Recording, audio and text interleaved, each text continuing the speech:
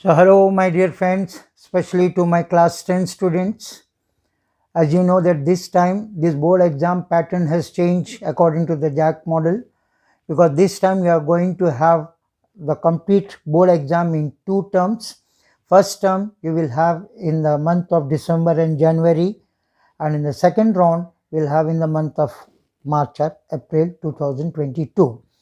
So each round, in each subject, you will having 40 questions, and all questions are multiple choice questions in which 4 options will be there. You have to choose any one, and here no minus marks for any wrong answers. So pay attention carefully, because for each subject you are having time is allotted 1.5 hours.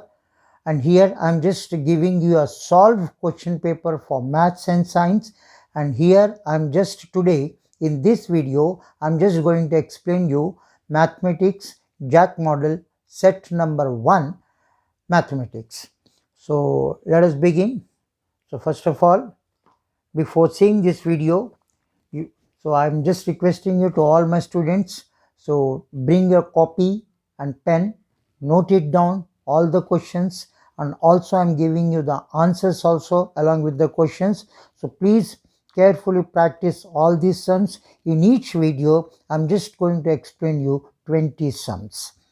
So for each subject, for each subject you will have 2 video channels. So this is the first part, and today I'm just going to explain you for class 10 mathematics, that is JAC model paper mathematics for the year 2021 and 22. So here is your question. The first question is 120 can be written as the product of prime factors. So you know, you just 120 लिखेगा, 120 लिख करके इसको आप prime factorisation पर जाइए, जाने के बाद आपको क्या आंसर आएगा इसको देखिए आप लोग। इसका प्राइम फैक्टराइजेशन 120 का निकालोगे तो आपको a में जो है वही मिलेगा 2 इंटू 2 इंटू 2 इंटू 3 इंटू 5, तो फर्स्ट का आंसर है a। तो आपके OMR शीट मिलेंगे, उसमें 4 सर्कल्स रहेंगे A B C D। उसमें A का जो सर्कल है उसको आप पेन से या पेंसिल से सर्कल को कंप्लीटली भरोगे, A में भरोगे, क्योंकि फर्स्ट का आंसर है A। Now second, the greatest common factor of 306 and 657 is 9, यानी HCF इसका 9 है, तो इसका LCM क्या होगा? तो हमको पता है HCF निकालना है, और HCF अगर दिया रहेगा, LCM अगर निकालना, तो हमारे पास एक फॉर्मूला है। वो फॉर्मूला ये है कि फॉर्मूला हमको पता है कि HCF into LCM is equals to product of the numbers, जो नंबर दिए उनके प्रोडक्ट। HCF तो 9 दे दिया, LCM हमको पता नहीं, नंबर्स क्या क्या थे 306 एंड 657। तो आपको LCM निकालने के लिए प्रोसेस है 306 इंटू 657 को डिवाइडेड बाय 9 से करेंगे। तो 9 7 या 63, 27 3 से कर रहे, इसको इससे मल्टीप्लाई करने के बाद आपको आंसर आएगा 22338। तो 22338, इसमें कहाँ है आंसर देखिएगा, 22, यही आंसर बी है, 22338। सो सेकंड का आंसर बी पर आप सर्कल करोगे। ओके, ना question number 3, the HCF of 15 and 25 is, इनका HCF निकालिएगा। HCF तो ईजी है, अब तो क्लास 5 6 से कर ही रहे हैं। फाइंड आउट द HCF, इनको देखोगे HCF ऑफ इनका करोगे तो आपको आंसर आएगा 5, तो A इसका आंसर है। ओके, तो 3 का आंसर टिक करोगे A। Next question number 4, the prime factor of a natural number is living the order of its factor. Prime factor natural number का जो है वो हमेशा क्या होता है, यूनिक ही होता है। तो आंसर इसका बी टिक करोगे, be unique. Number 5, what will be the quadratic polynomial whose sum of the 0 is √2 and product is 1/3? तो हमको क्वाड्रेटिक इक्वेशन का फॉर्मूला हमको पता चलना। फॉर क्वाड्रेटिक इक्वेशन किस फॉर्म में रहता है? क्वाड्रेटिक इक्वेशन का फॉर्म होता है, यहाँ पे हम बता रहे हैं, x² minus sum of the roots x plus product of the roots. x² तो है, minus sum of the roots क्या दिया था हमको? √2 दिया था, और √2x है, और प्रोडक्ट ऑफ द रूट क्या दिया था? 1/3 दिया था। जब ये डिनोमिनेटर में 3 है तो सबको 3 से मल्टीप्लाई करो। सबको 3 से अगर हम मल्टीप्लाई करते हैं, इसको 3 से करेंगे तो हमको 3x², इसको भी 3 से करेंगे तो क्या आएगा? 3 × √2 का x। अब इसको हम 3 से करेंगे, 3 कट जाएगा तो 1 ही बचेगा, इज इक्वल्स टू 0। तो 3x² माइनस 3 √2x प्लस 1, ये आपका सही आंसर होगा। तो देखिए इसमें दिया है कि नहीं दिया है, देखते हैं हम लोग। देखिए इसका आंसर बी दिया हुआ है।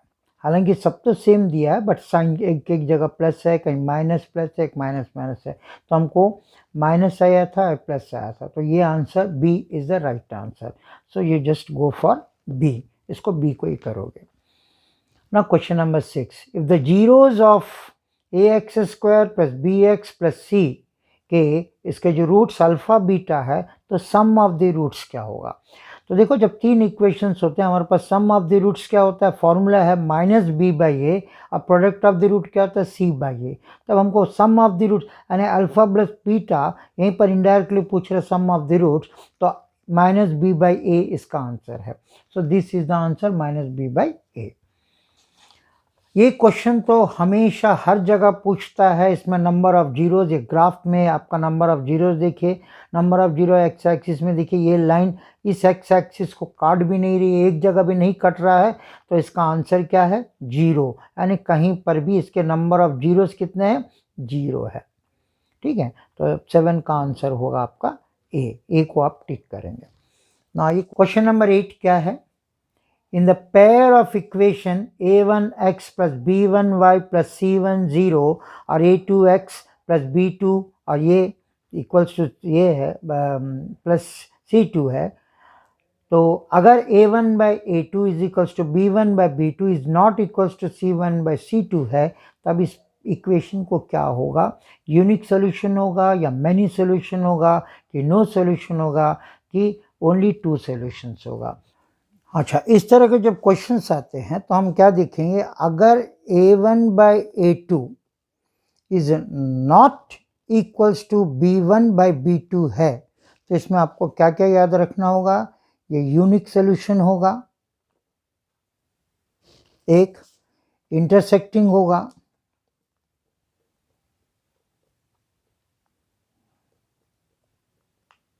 और कंसिस्टेंट होगा। कंसिस्टेंट होगा, 3 चीज आपको याद रखिएगा।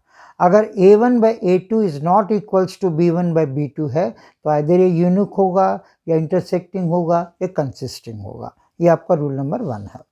रूल नंबर 2 क्या होता है? अगर a1/a2 is equals to b1/b2 है, इसके बाद देखते हैं अगर ये भी इक्वल आया c1/c2, तब क्या होगा? इनके मेनी सॉल्यूशंस होंगे,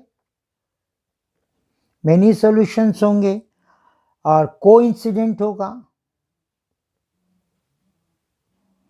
और तीसरा क्या होगा? ये भी कंसिस्टेंट ही होगा, कंसिस्टेंट ये होगा। इन 3 चीजों को याद रखिएगा। और रूल नंबर 3 है, अगर a1/a2 is equals to b1/b2 और ये नॉट इक्वल्स टू c1/c2 है, तब क्या होगा? नो सोल्यूशन, इसके सोल्यूशन नहीं होंगे। यहाँ पे इंटरसेक्टिंग था, कोइंसिडेंट था, ये लाइन पैरेलल होंगे, क्योंकि पैरेलल के लिए तो आपको फिर उसके बाद इनकंसिस्टेंट होगा, इनकंसिस्टेंट होगा। ये 3 चीज याद रखिएगा। ठीक है, अब हमको पूछा क्या था इसमें? क्वेश्चन देखिएगा, क्वेश्चन ये पूछा था कौन सा क्वेश्चन में बता रहे थे, हाँ question number 8। In the pair of equation में अगर a1 by a2 is equals to b1 by b2 is not equals to c1 by 2, यानी फर्स्ट में इक्वल है फिर ये नॉट इक्वल है, तब ये क्या होगा, देखो ये थर्ड टर्म में आ रहा है, आइदर नो सॉल्यूशन या पैरेलल या इनकंसिस्टेंट। तो यहाँ पे देखिए पैरेलल बोल के तो कुछ नहीं दिया है, नो सॉल्यूशन करके दिया है, तो आपका C answer is the correct answer. C no solution, इसके कोई सॉल्यूशंस नहीं है क्योंकि ये नॉट इक्वल दिया है। अगर इक्वल देता तो मेनी सॉल्यूशंस हो जाता, ठीक है, अगर ये इक्वल होता, ये भी इक्वल इक्वल, तो आपका मेनी सॉल्यूशन, अगर ये नॉट इक्वल है तो unique solution. Now come to second question number 9।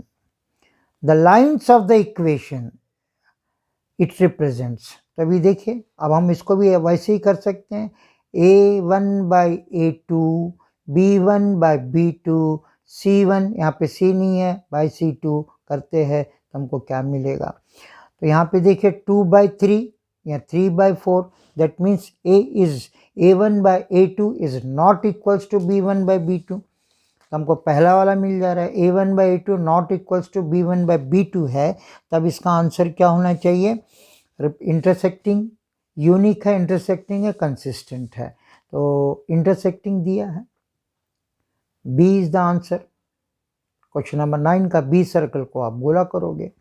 तो आइए question number 10, for which value of c does the pair of equation c x minus y equals to 2 को ये करते हैं हैव द इनफाइनाइट सॉल्यूशन।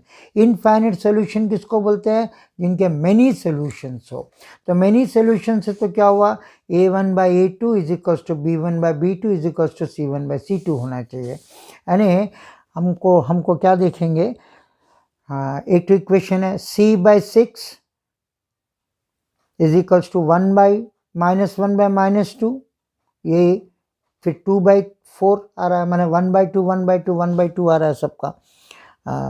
अब c क्या होना चाहिए, c बाई 6, तो ऊपर में 3 रहेगा, 3 बाई 6 होगा तो 1 बाई 2 होगा, तो हमको यहाँ पे c इज इक्वल्स टू 3 आना चाहिए, तो पहला आंसर ए करेक्ट आंसर है, c का वैल्यू 3 होगा, क्योंकि 3 होगा 3 बाई 6 इक्वल्स टू 1 बाई 2, ये भी 1 बाई 2, ये भी 1 बाई 2, क्योंकि हमको इनफाइनाइट सॉल्यूशन तभी होगा a1 by a2 equals to b1 by b2 equals to c1 by c2 हो। तब आते हैं question number 11, What is the solution of the equation 2x minus 5 is equals to 5, और ये एक सोल्यूशन है, इसको आप बना के देखेंगे, आइदर गो एलिमिनेशन मेथड है या सब्स्टिट्यूशन मेथड है, या एलिमिनेशन मेथड में जाइए या सब्स्टिट्यूशन मेथड में जाइए, तो आपको दो ही आंसर मिलेगा, x इक्वल्स टू 2 और y इक्वल्स टू -1, जो इसका आंसर a है, ठीक है, इसका आंसर ए। अब इसको कोई भी मेथड में फॉलो करके देखोगे 11 का आंसर ए है। तो आइए 12, what is the pair of linear equation which has no solution. No solution मैंने हमने देखा कि नो सॉल्यूशन जब आता है, यहाँ पर नो सॉल्यूशन है तो इनकंसिस्टेंट है, मेनी सॉल्यूशन है और यूनिक है तो कंसिस्टेंट है, तो नो सॉल्यूशन के लिए इनकंसिस्टेंट आता है, नो सॉल्यूशन अगर ये प्रोसेस ऐसा रहेगा तब होगा, तो यहाँ पर देखिए कोइंसिडेंट है, इनकंसिस्टेंट दिया हुआ है, तो इनकंसिस्टेंट इज द आंसर, ठीक है, फॉर नो सॉल्यूशन का इनकंसिस्टेंट आंसर होता है, तो बी इसका करेक्ट आंसर है, बी, यानी चाहे बी सी में हो या डी में हो, इनकंसिस्टेंट, इस चीज को आप देखिएगा, ओके। ना आते हैं 13, क्वेश्चन नंबर 13। क्वेश्चन नंबर 13 क्या है, the solution of the pair of the equation x plus y equals to 9 x minus y equals to 1। अब इसको आप सॉल्व करना है। अब इसको हम सॉल्व कैसे करेंगे, सॉल्व करने के लिए हमारे पास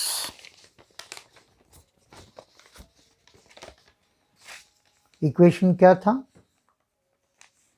x plus y equals to 9 था और दूसरा था x minus y equals to 1 था। इसको हम सॉल्व करते हैं तो ये कटेगा, 2x इक्वल्स टू 10 आया, that means x equals to 5 होगा।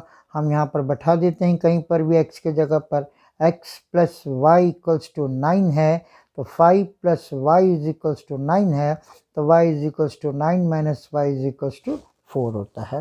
तो आंसर क्या है? 5 and 4। 5 and 4 is the answer. तो यहाँ पे देखिए कहीं है 2 2 2 माइनस 1 5 एंड 4, तो नन बोलने से तो नहीं होता, सी इज द आंसर। तो क्वेश्चन नंबर 13 का सी को आप टिक करोगे। तब आइए क्वेश्चन नंबर 14।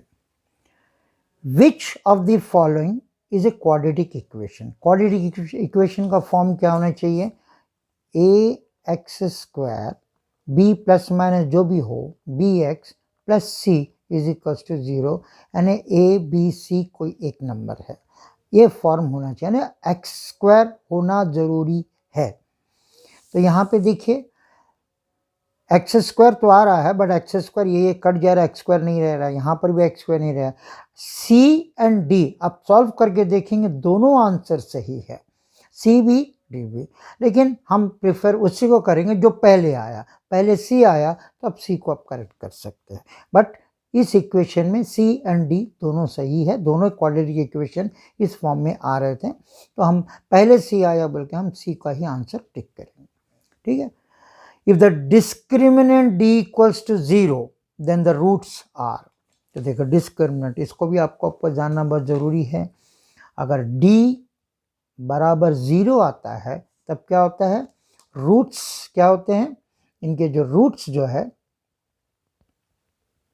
रियल होते हैं और इक्वल भी होते हैं। d अगर ग्रेटर देन 0 है तो रूट्स रियल होंगे लेकिन इक्वल की जगह अनइक्वल होंगे। अगर रूट्स लेस देन होंगे, नो रियल रूट्स नहीं होंगे, नो रियल रूट्स होंगे। d इज इक्वल टू 0 है तो यहाँ पे क्या पूछा है? d ग्रेटर देन 0 है, तो मैं ग्रेटर देन 0 है तो क्या होगा? रियल भी होंगे अनइक्वल भी होगा। तो इसमें कहाँ पर है रियल अनइक्वल? यहीं पर दिखा दिया। तो 15 का आंसर ए है।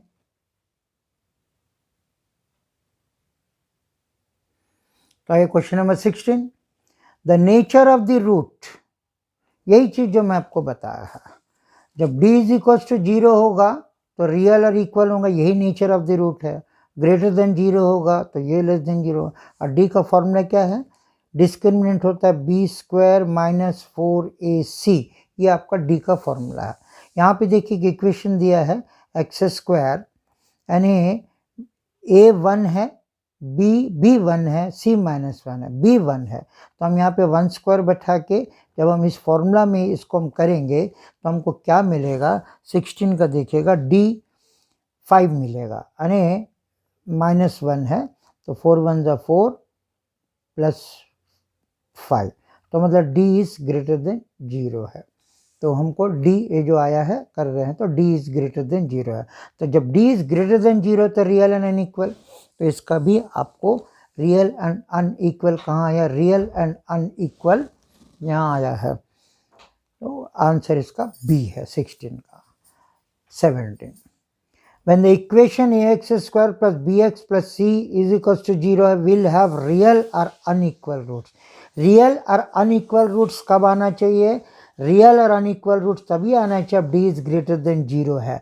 d का फॉर्म क्या होता है? बी स्क्वायर माइनस 4ac, तो b square minus 4ac less than 0 है, b square minus 4ac equals to 0 है, b square minus 4ac greater than 0 है, तो आपको 17 का आंसर सी है।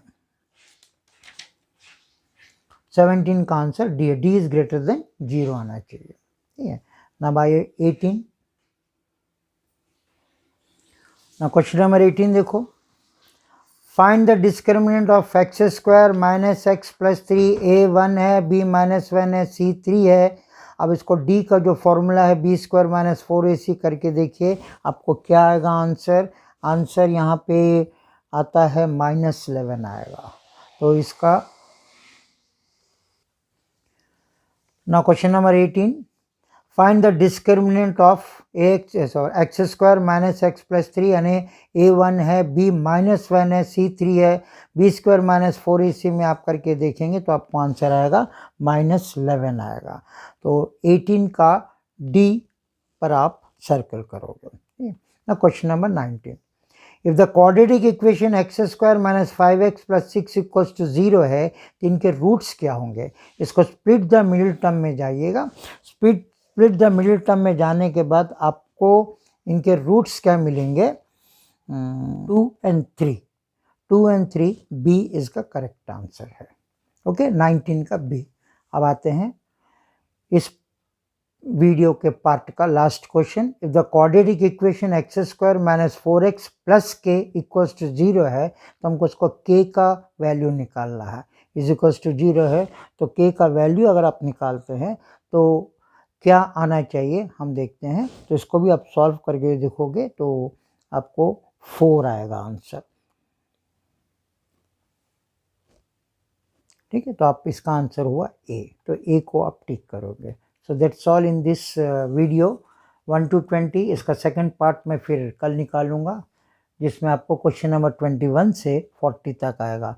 प्लीज़ इसको आप प्रैक्टिस करते रहें, कॉपी पेन लेकर के सारे क्वेश्चंस को उतारें, इसको आप सॉल्व करें और इस कदर बनाएं कि आपको practice will make you perfect, तो आप एकदम परफेक्ट हो जाए मैथमेटिक्स में। इसी तरह मैं साइंस के भी आपको विथ आंसर्स विथ सॉल्यूशंस के साथ आपका बोर्ड का मॉडल सेट पेपर 1 उसको भी मैं बहुत जल्दी बना रहा हूँ। सो प्लीज़ फॉलो करें एंड काइंडली जिन्होंने सब्सक्राइब नहीं किया है प्लीज़ इसको सब्सक्राइब करिए and do follow my videos because from now onwards all my videos will related to your education, that is for the board exam for both class 9 and 10 science and maths दोनों का मैं पूरा set आपको बारी बारी से इसी तरह यूट्यूब पर देते रहूँगा। So till then good bye.